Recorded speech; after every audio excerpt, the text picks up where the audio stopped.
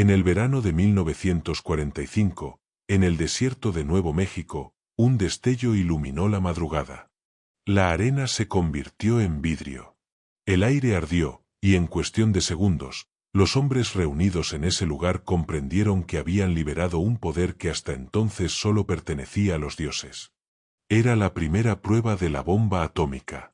Y en medio de aquel espectáculo de fuego y destrucción, un hombre murmuró palabras que no venían de la ciencia, ni de Occidente, sino de un texto sagrado de la India escrito más de 2000 años atrás. Robert Oppenheimer, director del proyecto Manhattan, citó al Bhagavad Gita, diciendo: «Ahora me he convertido en la muerte, el destructor de mundos». ¿Por qué un físico estadounidense del siglo XX recurrió a un texto milenario del hinduismo en uno de los momentos más decisivos de la historia de la humanidad? La respuesta a esta pregunta nos abre la puerta a una historia fascinante, la de un científico brillante que no solo buscaba respuestas en los laboratorios, sino también en la filosofía espiritual de Oriente. Oppenheimer no fue un hombre que viviera dividido entre ciencia y misticismo. Fue alguien que intentó unirlos, y que encontró en el Bhagavad Gita un espejo de sus propios dilemas. Hoy vamos a sumergirnos en esa relación oculta, como el hinduismo marcó la mente del creador de la bomba atómica, y como esas antiguas enseñanzas siguen resonando en las decisiones humanas más oscuras y trascendentales. Robert Oppenheimer nació en 1904 en Nueva York, en el seno de una familia acomodada de inmigrantes judíos alemanes. Desde pequeño demostró un talento excepcional para las ciencias, pero también una sensibilidad poco común hacia el arte, la literatura y la filosofía. Mientras muchos futuros científicos se formaban con una disciplina casi monástica en matemáticas y física, Oppenheimer exploraba otros mundos. Tocaba el piano, leía a los poetas simbolistas franceses, y muy pronto, desarrolló un interés por las culturas lejanas, especialmente las de Oriente. Durante su etapa universitaria en Harvard, y más tarde en Cambridge, comenzó a leer textos de filosofía india. Su curiosidad lo llevó a algo inusual para un físico de su época. Aprendió sánscrito, la lengua en la que fueron escritas las escrituras sagradas del hinduismo. Su profesor, el hindólogo Arthur Ryder, quedó sorprendido por la facilidad con la que Oppenheimer absorbía no solo el idioma, sino la esencia filosófica de lo que estaba leyendo. Y así, Oppenheimer leyó el Bhagavad Gita en su lengua original. No como una traducción adaptada, no como un simple pasatiempo, sino como un estudioso apasionado. El Bhagavad Gita, un diálogo entre el príncipe Arjuna y el dios Krishna en medio de un campo de batalla, se convirtió en un libro de cabecera para él. Lo llevaba consigo, lo citaba, lo meditaba. Y lo más importante, lo interpretaba no como una religión ajena, sino como una guía para comprender los dilemas de la vida. Oppenheimer estaba fascinado por cómo el Gita abordaba temas como el deber, la responsabilidad, el desapego y la inevitabilidad del destino. Para un hombre que ya desde joven sentía el peso de sus talentos y de sus decisiones, estos conceptos resonaban de manera profunda. Mientras trabajaba en física cuántica, una ciencia que cuestionaba la realidad misma y la naturaleza del tiempo y la materia, Oppenheimer encontraba en los textos hindúes reflexiones que parecían anticipar esos mismos misterios. La idea de que el mundo material es maya, una ilusión, o de que todo está interconectado en un ciclo eterno, se parecía, en cierto modo, a lo que él y sus colegas empezaban a descubrir con la mecánica cuántica. Lo que para otros físicos eran simples coincidencias filosóficas, para Oppenheimer era una ventana a algo más grande. La posibilidad de que ciencia y espiritualidad no fueran enemigas, sino dos lenguajes diferentes para hablar de la misma verdad. En la década de 1930, mientras ascendía como una de las mentes más brillantes en el mundo académico, Oppenheimer compartía con amigos y alumnos frases del Bhagavad Gita. No era extraño que en sus conversaciones citara directamente pasajes de Krishna. Algunos lo veían como una extravagancia intelectual, otros, como una muestra de su complejidad interior. Pero esa fascinación por el hinduismo no era algo superficial. Para Oppenheimer, estudiar el Gita fue como mirarse en un espejo. Él se veía reflejado en Arjuna, el guerrero que duda antes de entrar en batalla, y que necesita de la guía de Krishna para comprender su destino.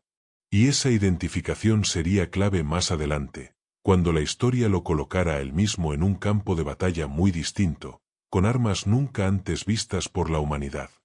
El Bhagavad Gita no es un libro cualquiera. Es un poema sagrado incluido dentro del Mahabharata, una de las grandes epopeyas de la India. Su contexto es épico, un campo de batalla donde dos ejércitos, formados por familiares y aliados, están a punto de enfrentarse en una guerra fratricida. En medio de ese escenario, el príncipe Arjuna, héroe y arquero, se paraliza. Mira a los enemigos frente a él y comprende que tendrá que luchar contra sus propios maestros, amigos y parientes. Su arco cae al suelo. Se niega a combatir. Es entonces cuando interviene Krishna, su auriga, que en realidad es una manifestación divina. A lo largo de 18 capítulos, Krishna le explica a Arjuna por qué debe cumplir con su deber, aunque el costo sea terrible. El mensaje central es inquietante. Arjuna debe luchar, no por odio, ni por ambición, sino porque es su dharma, su deber, como guerrero. El desapego es esencial, no debe aferrarse al resultado de sus acciones, sino actuar con rectitud y dejar que el desenlace quede en manos del destino y lo divino. La vida y la muerte son parte de un ciclo eterno. El alma es inmortal. Nadie muere realmente, solo cambia de forma. Cuando Oppenheimer leyó estas palabras en sánscrito, debió sentir un estremecimiento. Porque en su propia vida, él también estaba llamado a una batalla que lo superaba. El proyecto Manhattan, que dirigió durante la Segunda Guerra Mundial, lo colocó en el centro de un dilema similar al de Arjuna. Sabía que la bomba atómica traería una destrucción sin precedentes. Sabía que miles, quizá cientos de miles, morirían bajo el fuego nuclear. Y sin embargo, también sabía que su país dependía de él y de su equipo para terminar la guerra antes que Alemania o Japón desarrollaran armas similares. Para Oppenheimer, el Bhagavad Gita no era un texto lejano, sino un espejo. En sus páginas encontraba la justificación, y a la vez la condena, de lo que estaba a punto de hacer. Cuando Arjuna duda, Krishna le dice: cumple con tu deber, porque actuar sin apego es el camino hacia lo divino. El hombre no puede evitar actuar, pero puede elegir cómo hacerlo. Este mismo razonamiento podía aplicarse al dilema de Oppenheimer. ¿Era su deber como científico, como patriota, desarrollar el arma más destructiva de la historia? ¿O debía retirarse, dejar que otros cargaran con ese peso? El Bhagavad Gita ofrecía una respuesta incómoda. El deber está por encima de los sentimientos personales. Y aquí encontramos la paradoja. Porque el deber puede justificar tanto la guerra como la paz, tanto la creación como la destrucción. Oppenheimer, al igual que Arjuna, eligió luchar. Eligió continuar con el proyecto. Eligió construir la bomba. Pero esa decisión lo marcaría para siempre. El Gita enseña que el resultado de nuestras acciones no nos pertenece. Pero para un hombre moderno, científico, esa visión era casi insoportable. Oppenheimer no podía desligarse de la realidad. Cada cálculo, cada prueba, cada ecuación lo acercaba al momento de liberar la energía del átomo. Su intelecto comprendía la enseñanza del desapego, pero su conciencia cargaba con la contradicción. Este conflicto interno se reflejó en muchas de sus palabras posteriores. Una vez dijo: en el consejo de guerra, había una sensación de pecado. Era la voz de Arjuna resonando en el siglo XX, el hombre que cumple con su deber, pero que al hacerlo siente que ha traicionado algo más profundo que las órdenes de su país. El Bhagavad Gita también aborda la naturaleza de la realidad. Krishna le dice a Arjuna que el universo entero es su manifestación, que lo visible e invisible son solo expresiones de lo divino. Oppenheimer, como físico cuántico, trabajaba todos los días con esas ideas. La materia, el tiempo, la energía, todo era más extraño y misterioso de lo que los sentidos podían captar. En ese sentido, leer el Gita era como leer una versión espiritual de la física moderna. Donde la ciencia hablaba de átomos y partículas, El Gita hablaba de almas y energías eternas. Donde la mecánica cuántica decía que la materia es una vibración, el hinduismo decía que el mundo es maya, una ilusión en constante cambio. Esa sintonía entre física y misticismo reforzó su convicción de que lo que hacía no era solo ciencia, sino algo que tocaba lo más profundo de la existencia humana. El 16 de julio de 1945, cuando la bomba estalló en el desierto de Nuevo México, Oppenheimer recordó, de entre todas las frases que había leído, una de las más terribles. Ahora me he convertido en la muerte, el destructor de mundos. Esta frase no es exactamente literal del sánscrito, pero refleja el espíritu del texto. En el capítulo 11 del Gita, Krishna revela su forma cósmica a Arjuna, un ser inmenso, lleno de bocas y brazos, que devora a los guerreros del campo de batalla en un acto inevitable. Arjuna queda aterrorizado, pero comprende, la destrucción ya estaba escrita. Su deber no es impedirla, sino cumplir con su papel dentro de ella. Cuando Oppenheimer citó esas palabras, no estaba recitando poesía, estaba describiendo lo que veía. La explosión, el hongo nuclear, la devastación inminente, todo eso era la manifestación de ese Krishna cósmico que había leído en el Gita. Él no era más que un Arjuna moderno, testigo de la destrucción que ya estaba en curso. Cuando Oppenheimer vio cómo la bomba atómica explotaba en el desierto de Nuevo México, en la prueba Trinity, no solo vio fuego, humo y energía desatada. Lo que contemplaba era la apertura de una puerta que jamás podría cerrarse. Y en lo más profundo de su mente resonaba una idea milenaria: el karma. En el hinduismo, el karma no es un castigo divino, como muchos creen, ni una especie de suerte o destino. Es mucho más complejo, significa la ley de causa y efecto. Cada acción, cada palabra, cada decisión, genera una consecuencia que tarde o temprano se manifiesta. No hay escapatoria, lo que siembras, eso cosechas. Oppenheimer lo sabía.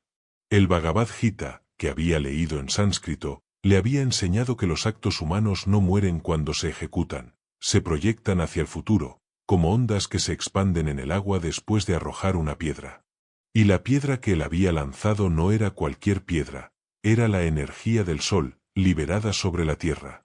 Tras el lanzamiento de las bombas sobre Hiroshima y Nagasaki en agosto de 1945, Oppenheimer fue recibido en Estados Unidos como un héroe. Para muchos, había terminado la guerra, había salvado vidas americanas al evitar una invasión terrestre en Japón. Pero en su interior, Oppenheimer no sentía triunfo. Lo que sentía era el peso del karma. En una reunión con el presidente Harry Truman, apenas semanas después de las explosiones, Oppenheimer pronunció una frase que aún hoy estremece. Señor presidente, siento que tengo las manos manchadas de sangre. Truman, irritado, lo calificó después como un llorón. Pero lo cierto es que Oppenheimer no lloraba por debilidad, sino porque comprendía el alcance espiritual de lo que había hecho. En el hinduismo, no basta con cumplir con tu deber. Cada acción está conectada con la totalidad del universo, y aunque el dharma pueda obligarte a actuar, el karma seguirá presente, recordándote que nada ocurre en el vacío. Para el hinduismo, no solo existe el karma individual. También hay un karma colectivo, el fruto de las acciones de una nación, de un pueblo, de la humanidad entera. Y en este punto, Oppenheimer comprendía que el arma que había ayudado a crear no solo cambiaría su vida, sino el destino de todos. Desde 1945, el mundo entero vive bajo la sombra de la bomba atómica. La Guerra Fría, la proliferación nuclear, el miedo a la aniquilación total, todo eso forma parte del karma desatado en aquel verano. En cierto modo, el eco de aquella explosión todavía resuena en nuestros días. El físico indio Raja Ramanna, quien participó décadas después en el desarrollo del arsenal nuclear de India, confesó que al presenciar su propia prueba nuclear recordó exactamente lo mismo que Oppenheimer, el verso del Gita: ahora me he convertido en la muerte, el destructor de mundos. El karma se repetía, como si los científicos que jugaban con la energía del cosmos quedaran inevitablemente atrapados en el mismo dilema. Tras la guerra, Oppenheimer fue consumido por la culpa. Dio conferencias, habló de la responsabilidad moral de los científicos, se opuso al desarrollo de la bomba de hidrógeno, pero ya no podía escapar de su propio karma interior. Su relación con el Bhagavad Gita se volvió todavía más íntima, porque allí encontraba tanto condena como consuelo. En una entrevista de 1945, citó otra frase del Gita. En medio de la batalla, Arjuna, sé indiferente al placer y al dolor, a la victoria y a la derrota. Era casi como si tratara de convencerse de que él también debía aceptar su destino. Había cumplido con su deber, aunque las consecuencias fueran terribles. Hoy, casi 80 años después, seguimos viviendo con ese eco del karma. La amenaza nuclear persiste. Los debates éticos sobre la ciencia, la inteligencia artificial, la manipulación genética, las armas biológicas, son herederos directos de la pregunta que se hizo Oppenheimer: ¿qué consecuencias tendrán mis actos? El Bhagavad Gita nos recuerda que todo lo que hacemos deja huella. Y quizás esa sea la lección más grande que Oppenheimer nos legó. La ciencia no es solo ecuaciones y experimentos. Es una fuerza moral, cargada de karma, que puede salvar o destruir el mundo. Si tú hubieras sido Oppenheimer, ¿habrías seguido adelante con el proyecto Manhattan, sabiendo el karma que desencadenarías? ¿O habrías renunciado a tu deber? Cuando pensamos en Robert Oppenheimer, es imposible no sentir una mezcla de fascinación y vértigo. Fue un genio que cambió el rumbo de la historia, pero también un hombre atormentado por el peso de sus decisiones. Y en medio de esa encrucijada, buscó respuestas en uno de los textos más antiguos y sagrados de la humanidad, el Bhagavad Gita. ¿No es increíble?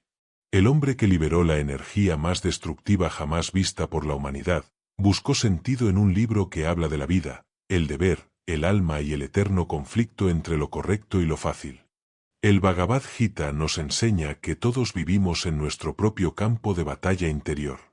Arjuna, el guerrero que no quería luchar contra su propia familia, representa esas dudas que tú y yo sentimos a diario. ¿Estoy tomando la decisión correcta? ¿Me dejo llevar por el miedo? ¿Estoy actuando de acuerdo a lo que soy realmente o solo siguiendo lo que otros esperan de mí? Oppenheimer tomó decisiones que marcaron a millones de personas. Tú y yo quizás no tengamos en nuestras manos un arma nuclear, pero sí tenemos algo igual de poderoso, la capacidad de elegir. Cada día, con cada acción, con cada palabra, con cada silencio, construimos el mundo en el que vivimos. La historia de Oppenheimer nos recuerda que el conocimiento sin sabiduría puede ser peligroso. Que el poder sin conciencia puede arrastrarnos al abismo. Pero también nos enseña que incluso en la oscuridad, los textos sagrados, las filosofías antiguas y las preguntas eternas siguen ahí, esperando que alguien las mire con el corazón abierto. Y aquí es donde tú entras en juego. Porque lo verdaderamente importante no es lo que hizo Oppenheimer hace décadas, sino lo que tú vas a hacer a partir de ahora.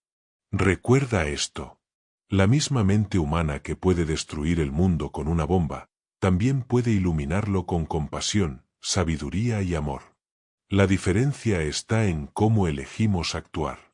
Así que la próxima vez que dudes, que sientas miedo o que la vida te ponga en una encrucijada, recuerda estas palabras del Bhagavad Gita. Es mejor cumplir con tu propio deber, aunque sea imperfectamente, que cumplir con perfección el deber de otro.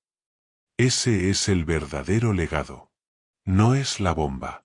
No es el poder. Es la enseñanza de que cada uno de nosotros tiene una misión, y que el verdadero valor está en aceptarla y vivirla.